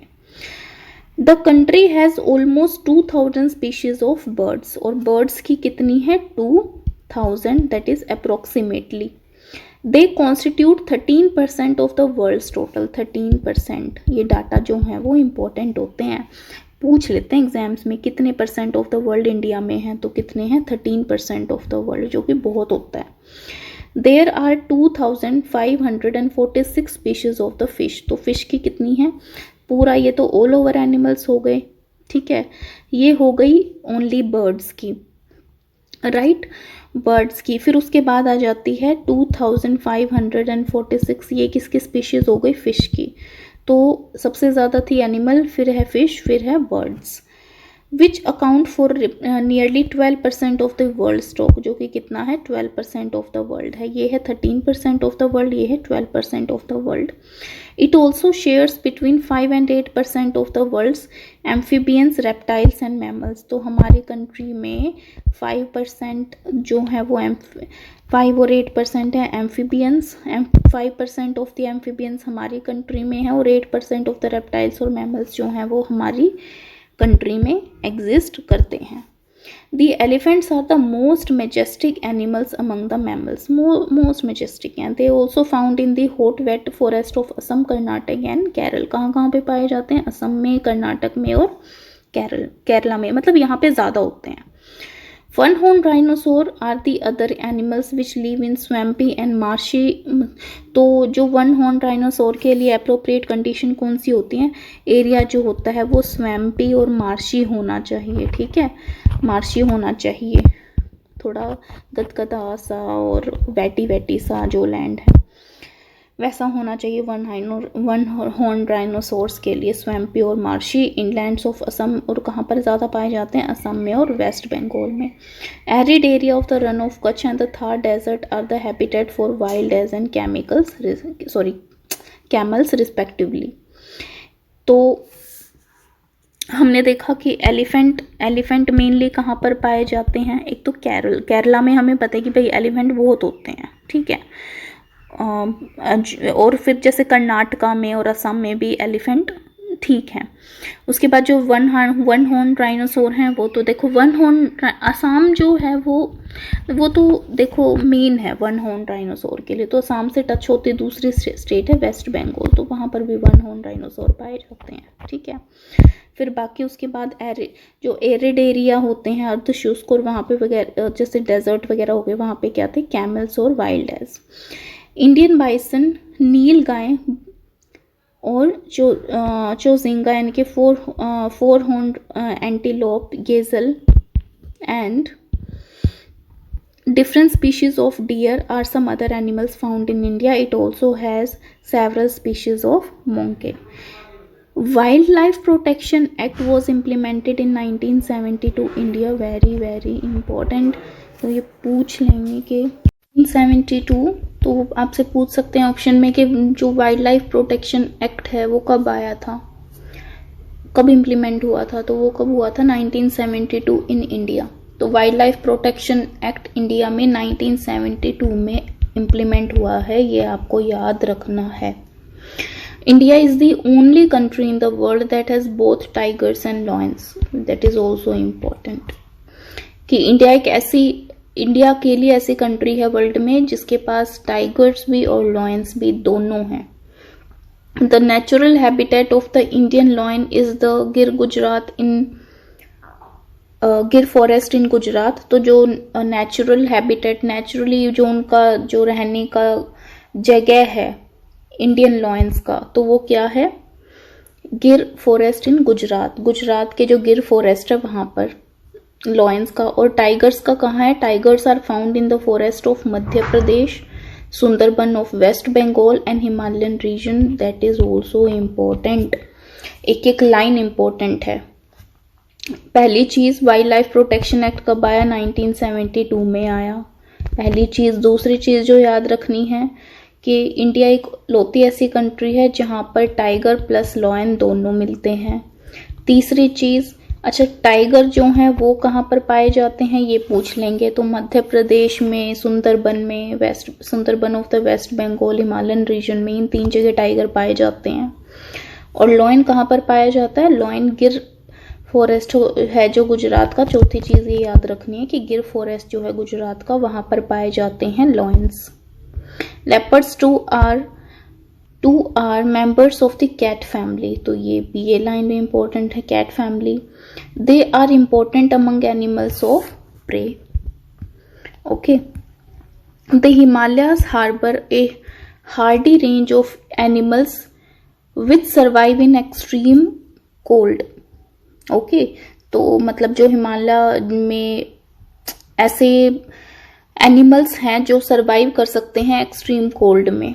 Ladakh freezing high altitude are a home to yak, तो लद्दाख मतलब काफ़ी ठंडा है, फ्रीजिंग टेम्परेचर है, तो वहाँ पर कौन कौन सरवाइव कर सकता है? जैसे याक हो गया, the shaggy horned wild Woakes हो गया, वेइंग अराउंड 1 टन तक का इसका जो है वो वेट होता है। तो आपसे पूछ लेंगे कि जो याक है, the shaggy horned wild ox है, ये कहाँ पर पाए जाते हैं? The Tibetan antelope, the bharal blue sheep, wild sheep and the kiang Tibetan wild ass, ये सारी आपको याद रखनी है। क्या क्या? एक तो याक, एक शैगी होर्न्ड वाइल्ड ओक्स, एक Tibetan antelope, blue sheep, wild sheep and the kiang यानी कि Tibetan wild ass, Tibetan wild ass. तो 4-5 नाम हो गए, याक हो गया, शैगी होर्न्ड वाइल्ड ओक्स हो गया, तिब्बतन वाइल्ड एस हो गया, blue sheep, wild sheep. Furthermore the ibex, bear, snow leopard and rare red panda are found in certain pockets, तो थोड़ी बहुत जगहों पर ये भी पाए जाते हैं। Snow leopard, rare red panda are found in certain pocket. तो ये जैसे आईबेक्स हो गया, बियर हो गया, रेयर रेड पांडा हो गया, स्नो लेपर्ड हो गया, ये कम है परसेंटेज में काफी। In the rivers, lakes and coastal areas turtles, crocodiles and gharials are found. हम सबको पता है घड़ियाल्स, क्रोकोडाइल्स ये सब कोस्टल जगह पर पाए जाते हैं। ये जो हैं वो आगे बताएंगे आपको वाइल्ड लाइफ सेंचुरी क्या होता है एंड ऑल, ये धीरे धीरे चैप्टर में आएगा। The latter is the only representative of a variety of crocodile found in the world today. Okay, यानी कि जो घड़ियाल है only representative of a variety of crocodile found in the world today, तो घड़ियाल जो है वो इंडिया में ही पाया जाता है। Bird life in India is colorful. Peacock, pigeon, duck, parakeet, crane, pigeons are some of the birds inhabiting the forests and wetlands of the country. We have selected our crops from a biodiverse environment. Okay, that is from the reserve of edible plants. तो ये कह रहे हैं कि we have selected our crops from a biodiverse environment. हमारी जो crops है वो हमने काफ़ी सारी वेराइटियों में से सेलेक्ट करी है। बायोडाइवर्स एनवायरनमेंट कि एनवायरनमेंट बहुत डाइवर्स है, बहुत वैरायटी है, और हमने उसी में से क्या किया है, अपनी क्रॉप्स को सेलेक्ट किया है। That is from reserve of edible plant, यानी कि जो वैरायटी में जो सिर्फ एडिबल क्रॉप्स थी उनको हमने लास्ट में सेलेक्ट कर लिया। We also experimented and selected many medicinal plants, हमने एक्सपेरिमेंट किया फिर सेलेक्ट किया किनको, काफ़ी सारे मेडिसिनल प्लांट्स को भी। Okay, the animals were selected from large stock provided by nature as milch animals, तो हमने काफ़ी सारे एनिमल्स मतलब एनिमल्स का जो स्टॉक था उसमें से भी एनिमल्स, मिल्च एनिमल्स को हमने क्या किया है, सेलेक्ट किया है। They also provided us drought power, transportation, अब जो ये एनिमल्स हैं जिनको हमने सिलेक्ट किया है हमारे काफ़ी काम आए, जैसे कि सूखे से लड़ने में हमारी मदद की, ट्रांसपोर्टेशन में हमारी मदद की, मीट एंड एग्स जो है उनका हमारे काम आता है। The fish provide nutritive food, fish से हमें न्यूट्रिटिव फूड मिलता है। Many insects help in pollination of crops and fruit trees and exerting biological control on such insects is harmful. यानी कि ये कह रहे हैं कि काफ़ी सारे जो इंसेक्ट है ना, तो यूज़ बता रहे हैं एनिमल्स का क्या यूज़ हुआ, फिश का कहाँ यूज़ है। इवन इंसेक्ट्स भी काफ़ी चीज़ों में हेल्प करते हैं, पॉलिनेट करते हैं क्रॉप्स को और फ्रूट को, ट्रीज को, और क्या करते हैं, exerting biological control on such insect is harmful. तो अगर ये जो इंसेक्ट कई चीज़ों में हमारी हेल्प कर रहे हैं, अगर हम उन इंसेक्ट को मारेंगे या कंट्रोल करने की कोशिश करेंगे अननेसेसरी, ज़रूरत से ज़्यादा, तो वो हमारे लिए ही हार्मफुल होगा। Every species has a role to play in the ecosystem. तो हमारा जो इकोसिस्टम है उसमें हर एक स्पीशीज का अपना एक इंडिविजुअल रोल है, महत्व है। क्रॉप्स जो होती हैं वो एडिबल क्रॉप्स हमारे काम आती हैं। एनिमल्स जो होते हैं वो काफ़ी एनिमल्स जो हमारे काम आते हैं, इंसेक्ट हमारे काम आते हैं। तो वो ये कह रहे हैं कि ये जो हम इकोसिस्टम में हर एक स्पीशीज का एक अपना इंडिविजुअल रोल है, तो उन पे अगर हम अननेसेसरी कंट्रोल करेंगे या उनको हार्म करेंगे तो उसमें नुकसान हमारा ही है। हेंस कंजर्वेशन इज एसेंशियल, इसीलिए उनको कंजर्व करना बहुत ज़रूरी होता है। As has been mentioned earlier, due to excessive exploitation of plant and animal resources by human being, the ecosystem has been disturbed. तो इंसान के एक्सेसिव एक्सप्लॉयटेशन, एक्सेसिव उनको हार्म करने से प्लांट और एनिमल को रिसोर्सेज को, प्लांट और एनिमल के रिसोर्सेज को जब हम हार्म करते हैं जैसे by human being, ecosystem has been disturb. तो जो इकोसिस्टम है वो क्या हो रहा है, डिस्टर्ब हो रहा है। About 1300 plant species are endangered, खतरे में है। 1300 प्लांट स्पीशीज जो है हमारे हस्तक्षेप की वजह से क्या है, खतरे में है। एंड 20 स्पीशीज आर एक्सटिंक्ट, और 20 स्पीशीज ऐसी हैं जो विलुप्त हो चुकी हैं, एक्सटिंक्ट हो चुकी हैं। Quite a few animal species are also endangered. कुछ एनिमल स्पीशीज भी एंडेंजर्ड हैं and some have become extinct, और कुछ विलुप्त ही हो गई हैं। The main cause for this major threat to nature are hunting by greedy hunters for commercial purpose. तो ये जो थ्रेट है नेचर को, यानी कि प्लांट्स को, एनिमल्स को, ये थ्रेट कैसे हुआ, उनके ऊपर खतरा ज्यादा किस चीज का है, होता क्या है, हंटिंग बाय ग्रीडी हंटर्स। अब जो लालची हंटर होते हैं कि चलो शेर को मार दो, इसकी खाल बहुत महंगी बिकती है, बेच देंगे, लेकिन इस चक्कर में शेर की जो स्पीशीज है वो तो कम होती जा रही है ना। तो इसीलिए कि the main cause for this major threat, तो उनके ऊपर ये जो खतरा मंडरा रहा है उसका one of the major reason क्या है, hunting by greedy hunters for commercial purpose. Pollution due to chemical and industrial waste, acid deposit, introduction of alien species। बाहर से मान लो हमारे कंट्री में एक स्टेट में जो स्पीशीज थी वो काफ़ी फैली हुई थी पेड़ की, लेकिन बाहर से कोई स्पीशीज आ गई और उसने हमारी स्पीशीज को ख़त्म करके अपना राज जमा लिया। तो ये इस वजह से भी वो जो पहले वाली स्पीशीज से ख़त्म हो गई। तो ये रीजंस बता रहे हैं कि एनिमल और प्लांट की स्पीशीज पे आज जो खतरा मंडरा रहा है वो किन किन रीजन से है। तो पहला रीजन तो इन्होंने बोल दिया कमर्शियल पर्पस, दूसरा रीजन हो गया इंडस्ट्रियल वेस्ट, तीसरा हो गया एसिड डिपॉजिट, फिर चौथा हो गया alien species and reckless cutting of the forest to bring land under cultivation and habitation. ये हो गया पांचवा reason, are also responsible for the imbalance.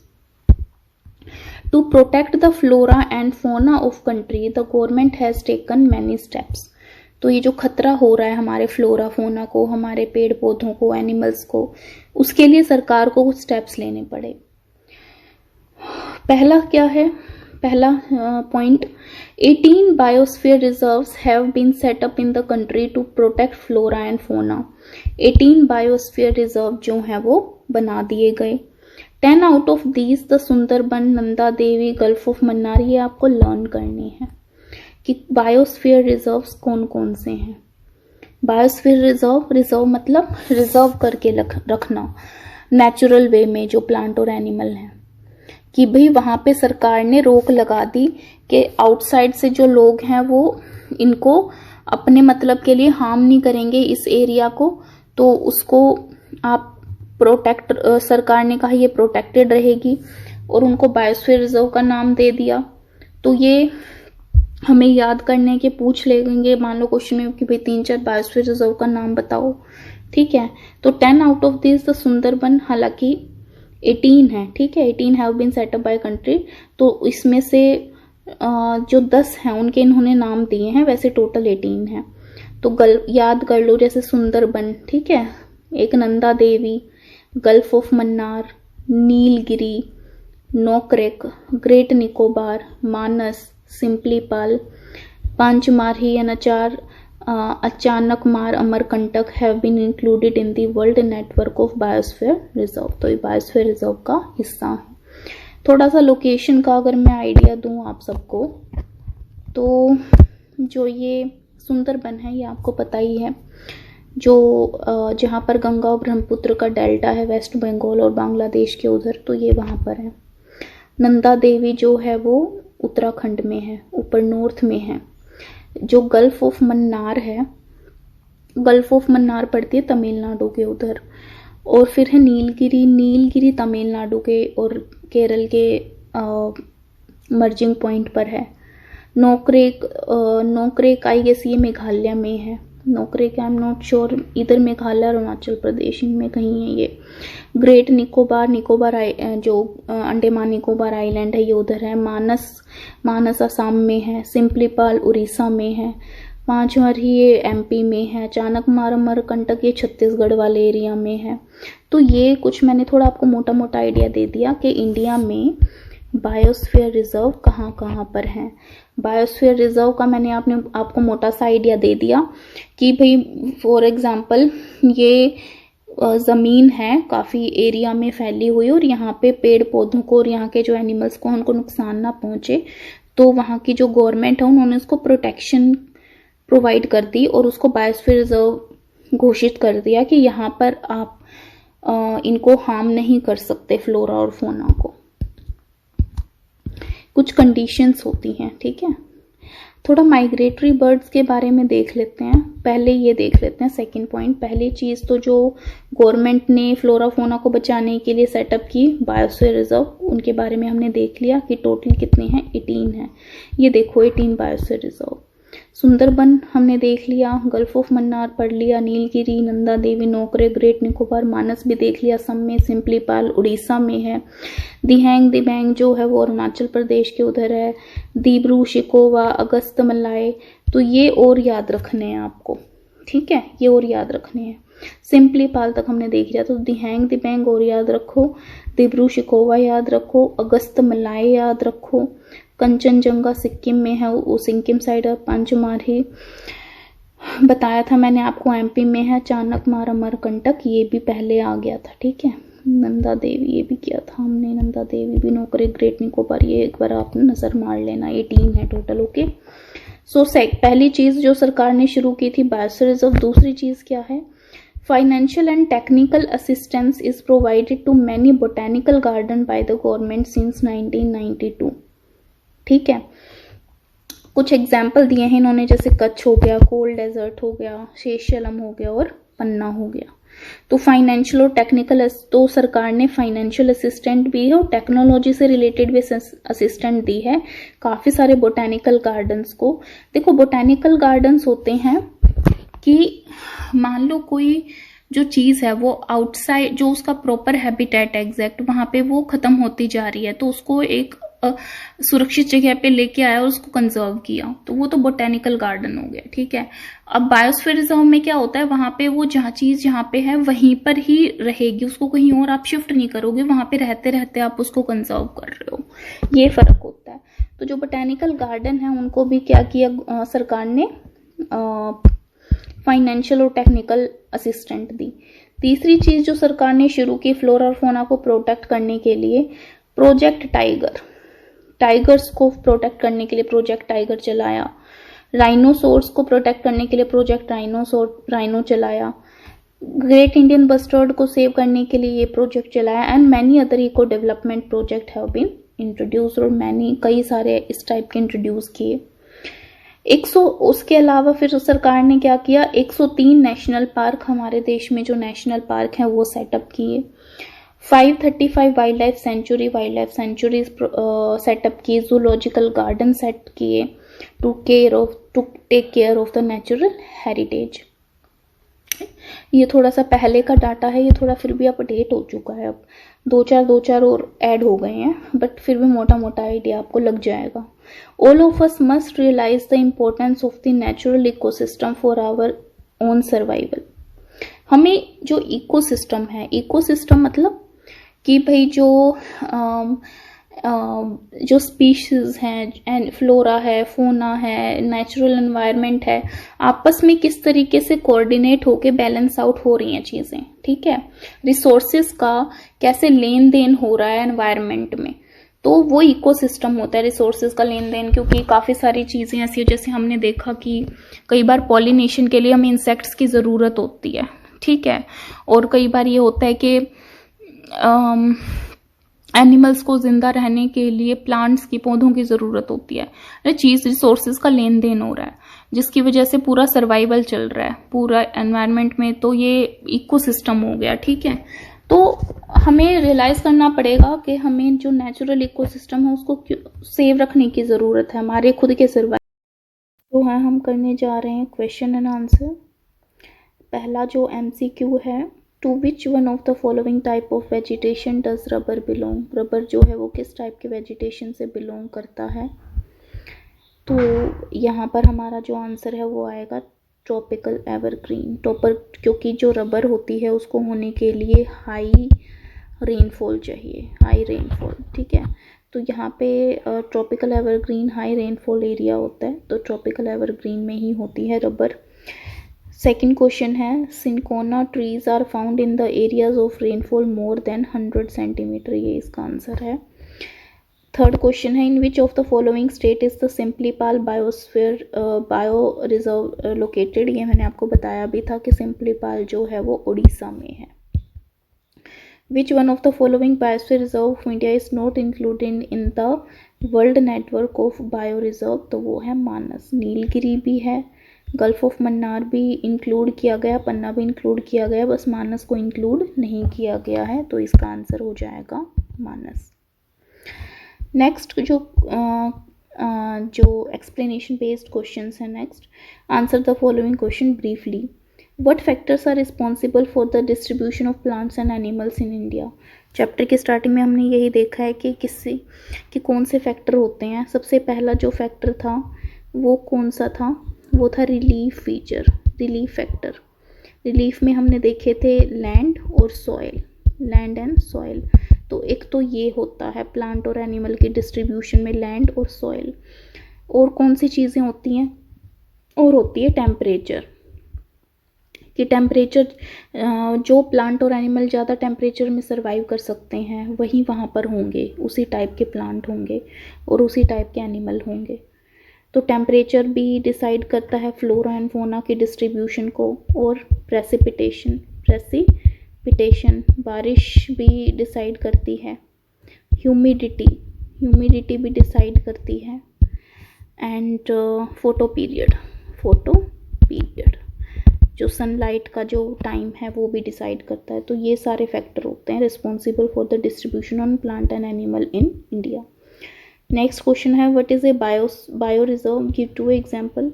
Bio reserve मैंने आपको बताया था कि फ्लोरा और फोना को, एक एरिया का जो फ्लोरा और फोना है उसको प्रोटेक्ट करने के लिए इसको सेटअप किया जाता है। तो इसके 2 एग्जाम्पल, एक तो मानस हमने देखा था और एक आप नीलगिरी कर सकते हो, सिंपलीपाल, कोई भी एग्जाम्पल दे सकते हो। नेक्स्ट क्वेश्चन है, name 2 animal having habitat in tropical and mountain type of vegetation. Mountain type of vegetation में तो क्या हो जाएगा, स्नो लेपर्ड हो जाएगा, राइट। एंड यॉक भी हो सकता है, ट्रॉपिकल एरियाज़ में जो रहते हैं, ट्रॉपिकल एरियाज़ में टाइगर हो जाएगा, एलिफेंट हो जाएगा, सारे एग्जाम्पल हो सकते हैं। डिस्टिंग्विश बिटवीन फ्लोरा एंड फोना, तो फ्लोरा और फोना क्या होता है? फ्लोरा जो होती है वो किसी एरिया के प्लांट की स्पीशीज़ होती, प्लांट की स्पीशीज़ होती है, और जो फोना होती है किसी एरिया के एनिमल्स की स्पीशीज़ होती है। नेक्स्ट क्वेश्चन है ट्रॉपिकल एवरग्रीन और डेसिडियस फॉरेस्ट, इनमें फ़र्क बताओ क्या होगा। देखो ट्रॉपिकल एवरग्रीन, सबसे पहली बात तो ये कि कोई भी पतझड़ का प्रॉपर टाइम पीरियड इनमें नहीं होता, कोई डिस्टिंग्विश पतझड़ का मौसम नहीं होता, इनमें प्रॉपर 6 से 8 हफ्ते का पतझड़ का टाइम पीरियड होता है, पहला फ़र्क।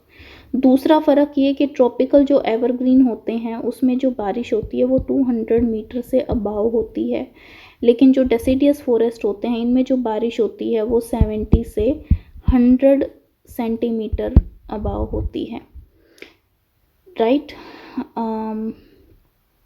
एनुअल रेनफॉल जो है, दूसरा फ़र्क ये हो गया। जो तीसरा डिफरेंस है, तीसरा डिफरेंस एरिया का बता सकते हैं हम, कि जो ट्रॉपिकल एवरग्रीन है वो कौन से एरियाज़ में होते हैं और डेसिडियस फॉरेस्ट जो होते हैं वो कौन से एरिया में होते हैं, डिस्ट्रीब्यूशन इनकी। जो ट्रॉपिकल एवरग्रीन होंगे वो जैसे वेस्टर्न घाट हो गए और नॉर्थ ईस्ट इंडिया हो गया वहाँ पे होता है, लेकिन जो डेसिडियस फॉरेस्ट होते हैं वो थोड़ा सेंट्रल पार्ट्स में होते हैं। नेक्स्ट क्वेश्चन है name different type of vegetation found in India and describe the vegetation of high altitudes. अलग अलग टाइप ऑफ वेजिटेशन बताओ इंडिया में, ये हमने सारा एक्सप्लेनेशन समझ लिया किस टाइप ऑफ वेजिटेशन में। पहली टाइप थी ट्रॉपिकल एवरग्रीन फॉरेस्ट, दूसरी टाइप की है ट्रॉपिकल डेसिडियस फॉरेस्ट जिसको सब कैटेगरीज में डिवाइड किया गया था, ट्रॉपिकल मॉइस्ट फॉरेस्ट और ट्रॉपिकल ड्राई डेसिडियस फॉरेस्ट, ठीक है। तीसरा हमने क्या देखा था? ट्रॉपिकल थॉर्नी फॉरेस्ट, थॉर्न्स, ठीक है। चौथा हमने देखा था मैनग्रूव्स। फिर लास्ट में एक तो ये हो गए, फिर इन्होंने एक चीज़ और पूछी है इस क्वेश्चन में, describe the vegetation of high altitude. तो जो 3600 मीटर से अबाव की जो वेजिटेशन होती है, ठीक है, जो होती है वो आती है इसमें हाई एल्टीट्यूड वाले एरिया में, टुंड्रा एरिया की जो होती है। Quite 5 species of plants and animal are endangered in India, why. कुछ स्पीशीज़ हैं जो प्लांट और एनिमल की खतरे में है इंडिया में, उसका रीज़न क्या है? देखो सबसे पहला रीज़न है अर्बेनाइजेशन, शहरीकरण। ज़्यादा से ज़्यादा लोग शहरों की तरफ आते जा रहे हैं, इंडस्ट्रीज़ बढ़ती जा रही हैं, जिसकी वजह से सबसे पहला काम उन्हें क्या करना पड़ता है? सबसे पहले डिफॉरेस्ट्रेशन, फॉरेस्ट को काटना पड़ता है, तो डेंजर में आ गए ना प्लांट और एनिमल। तो अर्बनाइजेशन हो गया, डिफॉरेस्ट्रेशन हो गया, ठीक है, डिफॉरेस्ट्रेशन हो गया। तीसरा रीज़न हो गया पोल्यूशन। ऑब्वियसली ज़्यादा लोग आते हैं, शहरीकरण होता है, पोल्यूशन बढ़ता है, उसकी वजह से भी इनको खतरा मिलता है। पांचवा हो जाएगा हंटिंग, ठीक है, हंटिंग की वजह से भी इनको खतरा है। तो ये कुछ 4-5 रीज़न है जिनकी वजह से प्लांट और एनिमल जो हैं वो खतरे में आते जा रहे हैं। Why has India a rich heritage of flora and fauna. India में इतनी सारी स्पीशीज़ कैसे हैं प्लांट और एनिमल्स की? एक तो हो गया रिलीफ फीचर, उसमें हेल्प करता है रिलीफ फीचर, मतलब हर टाइप की ज़मीन है इंडिया के पास, पहाड़ों वाली भी है, समतल भी है, टापू भी हैं, आइलैंड्स भी हैं, हर टाइप के रिलीफ फीचर अवेलेबल है, फिज़िकल फीचर इंडिया के पास जो हेल्प करता है हर टाइप के फ्लोरा और फोना को ग्रो करने में। दूसरी चीज़ है क्लाइमेटिक कंडीशन, ठीक है। तो इंडिया का जो क्लाइमेट है वो हेल्प करता है हर टाइप के।